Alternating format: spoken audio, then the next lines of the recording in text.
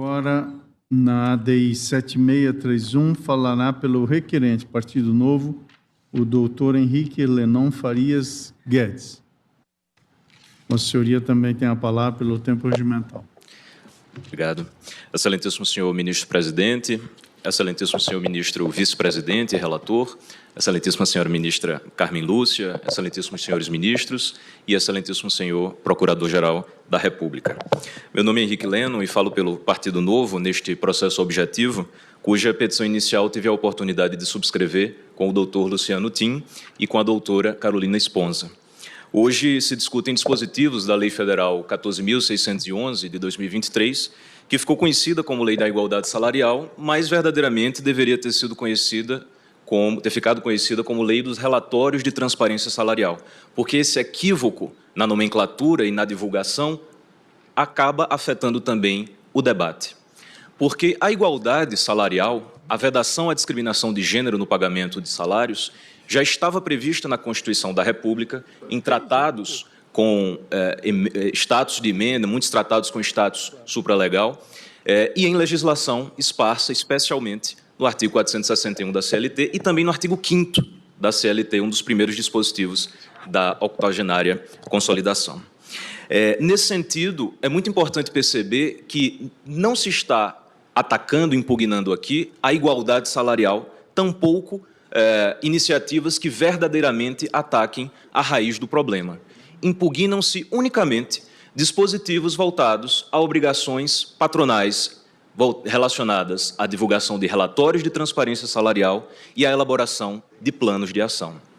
É muito importante lembrar, ministro Fachin, que no mesmo ano da publicação desta lei 2023, o Prêmio Nobel de Economia foi pela primeira vez laureado de maneira única, a uma mulher, Gloria Goldin, da Universidade de Harvard, com passagem também pela Universidade de Chicago. E ela dedicou uma vida inteira de pesquisa ao tema da inserção da mulher no mercado de trabalho e da discriminação de gênero. E as soluções que ela propõe para o problema da desigualdade salarial não passam por essa abertura informacional desmedida, mas sim pelo ataque estrutural a questões como licença-paternidade, que esta Corte já tratou na ADO 20, a questões como teletrabalho, flexibilidade de jornada, temas que a legislação brasileira, inclusive, tratou em outras oportunidades, como na lei conhecida como Programa Emprega Mais Mulheres, em 2022. Então, a legislação brasileira já tem dispositivos suficientes, ou dispositivos capazes de acordo com a literatura econômica, tratarem este problema, de modo que a procedência, mesmo a procedência integral desta demanda, não acarretará prejuízo ao necessário desenho institucional que ataque a desigualdade salarial. Feito esse esclarecimento inicial, dividirei minha sustentação em duas partes. Primeiramente, uma abordagem pragmática e, em segundo lugar, uma abordagem dogmática. E aqui, ministro Fux, invoco Vossa Excelência, que tem uma grande contribuição à jurisprudência do Supremo em relação à análise econômica do direito. Posteriormente, o ministro Barroso também instaurou um núcleo específico sobre o tema aqui no Supremo. Começo com uma referência ao artigo 20 da Lei de Introdução, segundo o qual não se discutirão valores jurídicos abstratos, a igualdade, sem que sejam consideradas as consequências práticas. E começo pela consequência prática. A colega que me antecedeu na ADC 92 citou o 5º relatório de transparência salarial elaborado pelo Ministério do Trabalho. Que diz esse documento, ministro Alexandre? Apesar dos avanços no emprego, cito o Ministério do Trabalho, a desigualdade salarial aumentou levemente. Do ponto de vista estatístico, trata-se de estabilidade. Excelências, relatório do Ministério do Trabalho de abril de 2026, 5 ciclos de relatórios das empresas, 2 anos e meio de vigência da lei ora discutida. Pelas consequências, os conhecereis, ministro André Mendonça. Eis aqui as consequências práticas desta lei, ou seja, não foi suficiente, não houve um efeito efetivo para atacar o problema da desigualdade salarial. É evidente, excelências, que o controle desta Corte não é apenas sobre boas intenções, é sobre proporcionalidade. Se o dado empírico, ministro Fachin, aponta que o indicador central não melhorou, há um problema de adequação. E falo de adequação no sentido técnico, do subprincípio, como se convém chamar, do aspecto do postulado da proporcionalidade. Adequação no sentido de efeito efetivo no tratamento daquele problema. A Corte, então, deve praticar um direito baseado em evidências. E superada essa premissa pragmática, consequencialista, passo agora ao exame especificamente dogmático da questão. Inicialmente, é preciso organizar o tema dos relatórios. Há, na verdade, duas divulgações que têm sido mencionadas nos autos. Uma é a divulgação pelo Ministério do Trabalho dos dados sobre o mercado laboral brasileiro. Essa divulgação é feita com base em informações prestadas periodicamente pelos empregados. Outro relatório, ministro Toffoli, é o previsto no artigo 5º da lei, este dispositivo, sim, impugnado pelo autor da ação. Esse relatório tem que ser elaborado pelo Ministério do Trabalho e divulgado de imediato pelos empregadores, sem o exercício prévio do contraditório na esfera administrativa. E aqui está nossa grande crítica ao artigo 5º da lei em comento. Repito, ministra Carmen Lúcia, o artigo 5º trata especificamente de relatórios, não trata do direito à igualdade salarial. O relatório pode trazer, ministro Toffoli, informações equivocadas. O relatório pode trazer, como bem mencionado na discussão da ADI 7612, discriminações legítimas. Basta abrir a CLT, o artigo 461, e perceber que há diversos critérios pelos quais uma discriminação salarial não será considerada ilícita. O ordenamento, ministro Zanin, exige coerência, unidade. Se a CLT admite determinados critérios para desequiparação, não poderia a empresa ser punida pela divulgação de um relatório que apresenta desníveis salariais que, se fossem judicializados, se fossem discutidos na Justiça do Trabalho, seriam considerados totalmente lícitos. O direito repele esse tipo de contradição. Ah, mas há necessidade de um contraditório? Sim, porque a lei prevê a sanção de 3% sobre a folha de salários, caso não haja divulgação.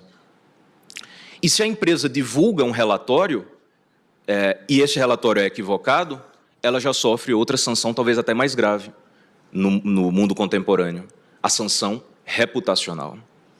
Essa é a preocupação.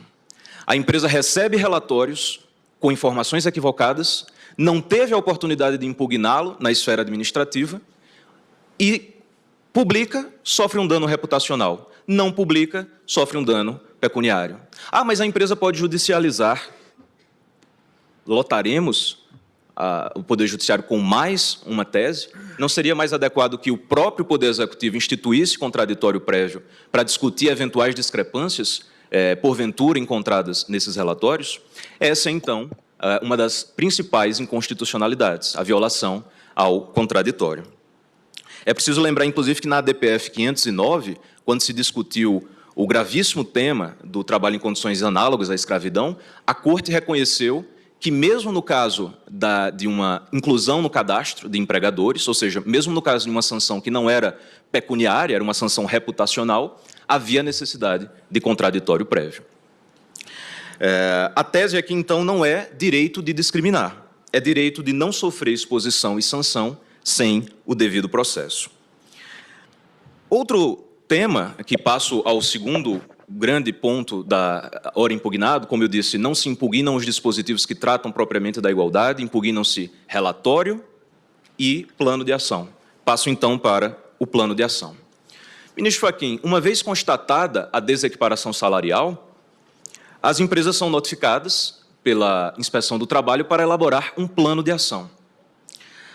É evidente que a empresa pode, inclusive, justificar aqui as possíveis desequiparações legítimas, mas aqui a divulgação do relatório já fora feita. É preciso lembrar. A sanção, o prejuízo já aconteceu.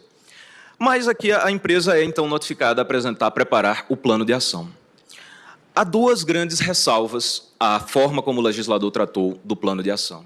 A primeira é que o artigo 174 trata da função do Estado como não como gestor do desenho remuneratório das empresas, mas como mero orientador do crescimento da livre iniciativa.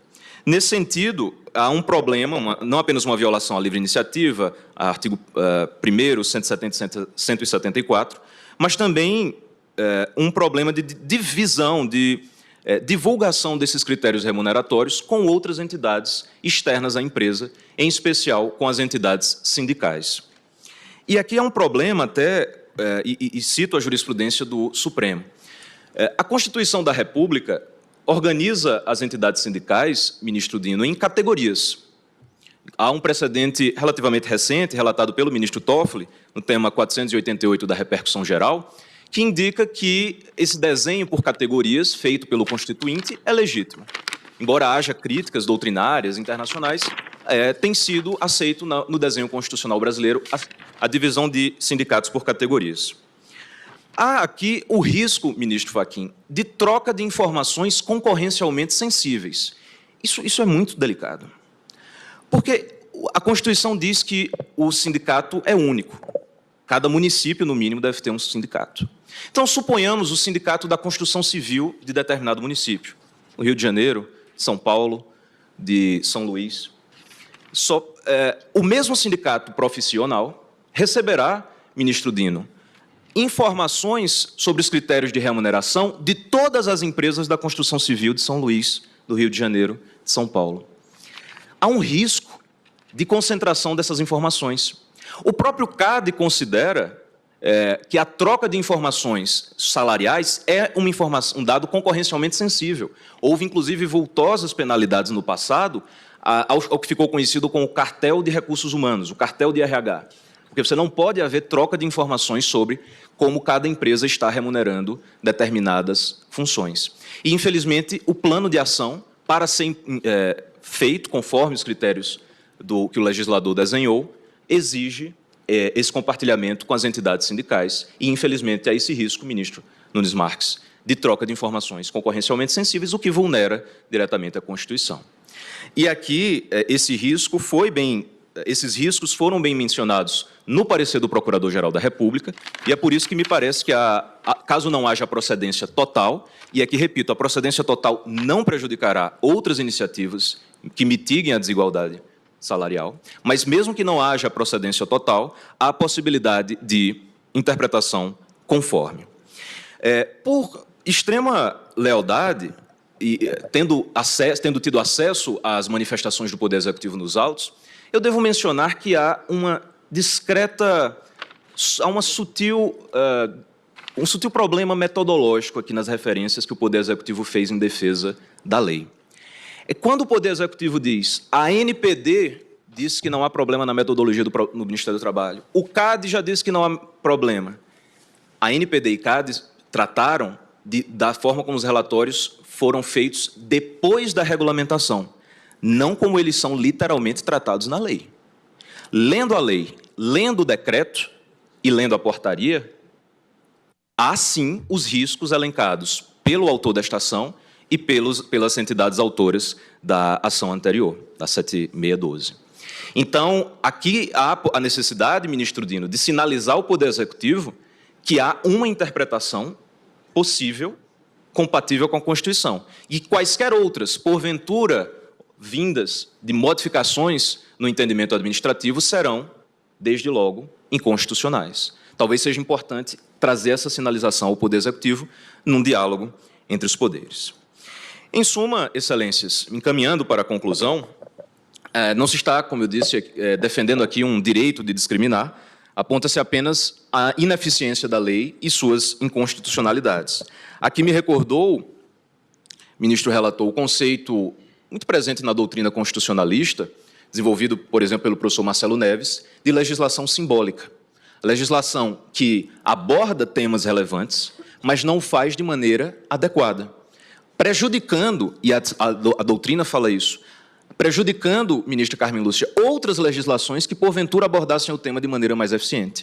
O grande problema da legislação simbólica é o bloqueio que ela tem sobre outras legislações mais eficientes. E quem fez a prova de que houve bloqueio, ministro Fachin, foi o próprio STF, ao julgar procedente a ADO 20. Porque a licença paternidade, que era uma omissão inconstitucional, era, entre outras, sim, uma legislação necessária para tocar o problema da desigualdade de gênero. Havendo essa legislação simbólica, o legislador não se ocupou do verdadeiro problema. Então, Excelência, para concluir, afirmo, resumindo, que fins legítimos não autorizam meios inconstitucionais. Muito obrigado. Presidente, Vossa Excelência, Perfeitamente, ministro Flávio. uma breve indagação só para esclarecer. Quando Vossa Excelência fala de fixar uma interpretação que bloqueie, obviamente, outras, há convergência, pelo que eu compreendi, entre o que foi regulamentado em decreto e portaria e aquilo que Vossa Excelência acha que é a melhor interpretação. Apenas para deixar claro qual a tese. Excelência, agradeço a pergunta. Eu não poderia dizer que há uma convergência total e plena, por extrema lealdade, porque teríamos que detalhar qual foi a instrução normativa do Ministério do Trabalho. Mas há necessidade, no mínimo, de estabelecer salvaguardas, como apontou o Procurador-Geral da República, de modo que essa divulgação não traga dados que contemplem informações concorrencialmente sensíveis, que permitam... Mas, objetivamente, o decreto e a instrução normativa vão em direção à tese... O decreto viola. O decreto e a portaria violam. A instrução normativa preserva os dados pessoais, mas, ainda assim, elas tratam dos relatórios.